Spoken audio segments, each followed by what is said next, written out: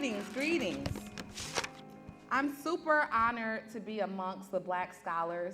I was a Black scholar just 5 years ago. Oh, no, I'm lying. But this is just a beautiful sight. When I just walked in and saw you guys lined up, my heart really just swelled, because to see so many young people together, to have an opportunity to be celebrated, and also to have an opportunity to get to know each other. So William was doing a roll call, and you see that we have a lot of diversity even amongst the group that some people would think is the same. We have some suburban and rural people. Make some noise again. That's right. I heard private and charter schools. Make some noise. And last but not least, we have students from the Rochester City School District.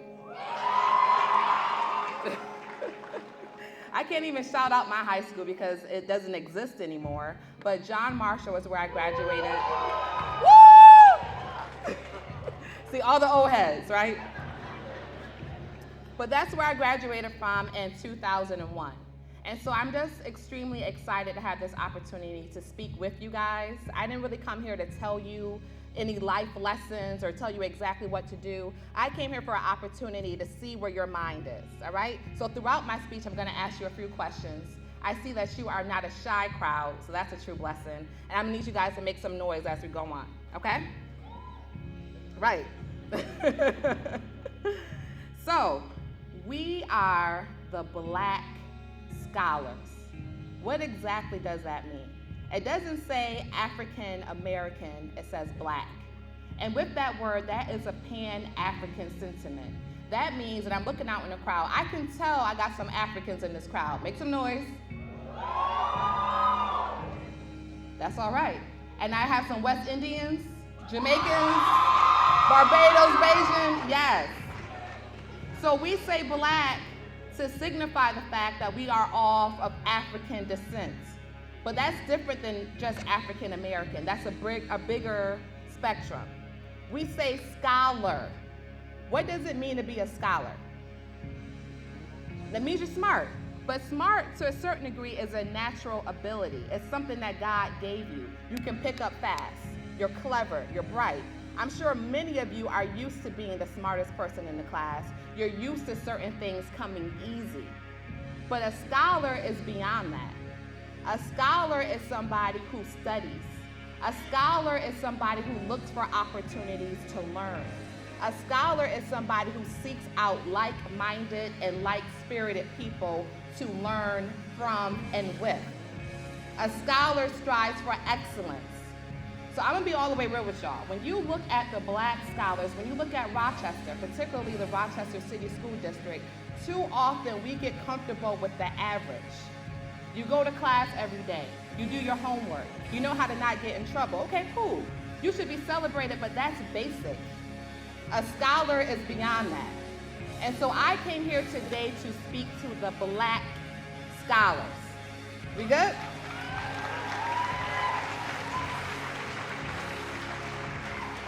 And so we already defined that Black is a Pan-African notion, but it's more than just a racial or ethnic identity.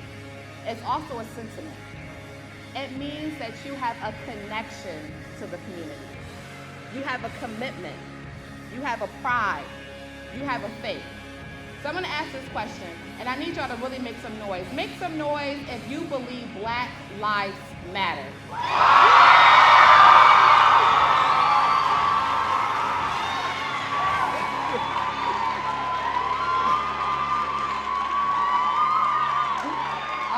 All right. I'm in the right crowd. And we'll go a little further. Make some noise if you believe that Black minds matter.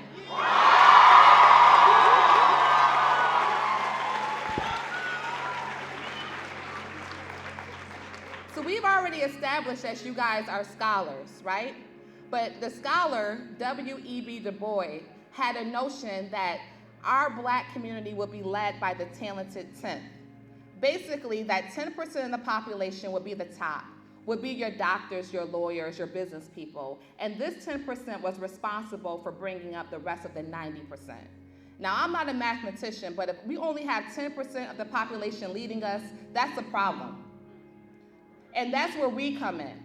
That's where we as Black scholars seize every opportunity to share what we know with everybody that's around us. You have an opportunity now, an amazing networking opportunity. So let's say I'm just going to choose a school. Again, my school is not really in existence. So I'm going to choose one that you guys are from. School of the Arts, okay. They go hard, all right. So let's say you are the best writer at School of the Arts. And that would be, rep yourself. I'm not mad at it. And that would be an amazing accomplishment. But does that mean that you're the best writer that you could be? Could you possibly meet the best writer from McQuaid or Kearney or Wilson and decide to get together and push each other to be more? See, that's what a Black scholar does, all right?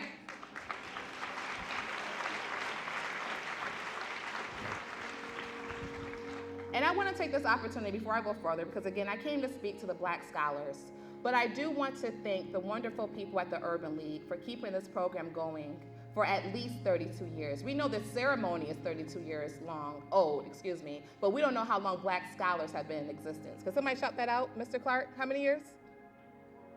Yes, sir. Whew. All right. And then we have illustrious sponsors who not just put up their money, but put up an investment in the idea that it's important to celebrate Black scholars. There is a particular existence in being Black. There's a particular responsibility in being a Black scholar. And so there's a particular purpose in bringing us all here together. Again, I came to speak to the who? Black scholars. I love these kids. All right, so we already established that you guys are going to go on to be lawyers and doctors and business professionals and accountants and whatever else that your mind can fathom. But why is that important? So I'm going to talk about Black teachers for a moment because that's who I am to my heart, okay? So there has been a lot of research that's come out recently to say that all urban students, regardless of race, prefer Black teachers. I wonder why that is. Perhaps it's this commitment to excellence. Perhaps it's the fun, being able to improvise, being flexible. Now let's talk about Black students with Black teachers. A Black student with a Black teacher is less likely to be suspended, more likely to have higher grades, and more likely to graduate. Why might that be? Because when it comes to us as a people, again, I'm talking to people who have a natural intellect. Often you might just be patting your head, oh, you're so smart, you're so articulate. That was me in school. But nobody was really pushing me and challenging me. That's why, and I'm recruiting right here, we need some of you all to go on to be those Black teachers.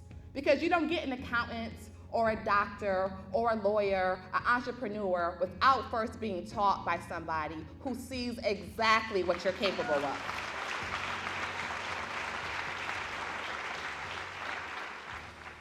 So obviously, I wanted to be a writer for as long as I can remember. I majored in English. So I'm in my first English class, and we're reading a short story called A Modest Proposal by Jonathan Swift. And in the story, he's telling the British, why don't you go ahead and eat our babies? They're so adorable, they're tasty, delectable, you can put them in a pot. I'm the only Black person in the class. I'm looking around like, oh my God, white people eat babies. But I had no idea that the story was satire. I had no idea what satire was. I graduated number 8 in my class. I've been writing my whole life. How is it that I ended up in college not even knowing what satire is? Because what happens again, when you're taught by the dominant culture, you just get pat on the head. Nobody really pushes you and challenges you. So I'm telling you guys this up front. You're going to have to create your own learning opportunities. On average, a student,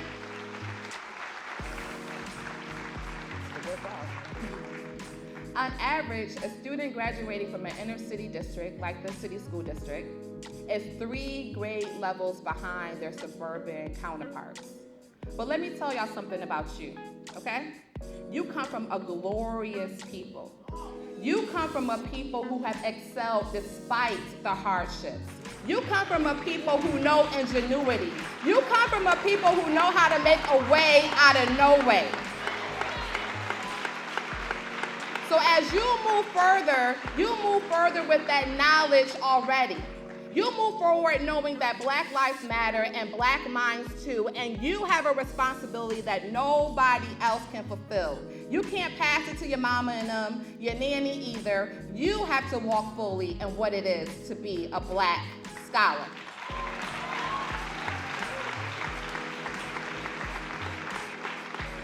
And when you're that doctor, you will make it your business to pour back into the Black community. You will make it your business to treat your Black patients with dignity. When you are that Black psychologist or mental health worker, you will make it your business to let your consumers, your clients who look like you know that their lives matter, that you understand their pain. And when you are that teacher, you will push your students to be the best, not just in their class, but the best that they could be. Thank you. Thank you for being a Black scholar.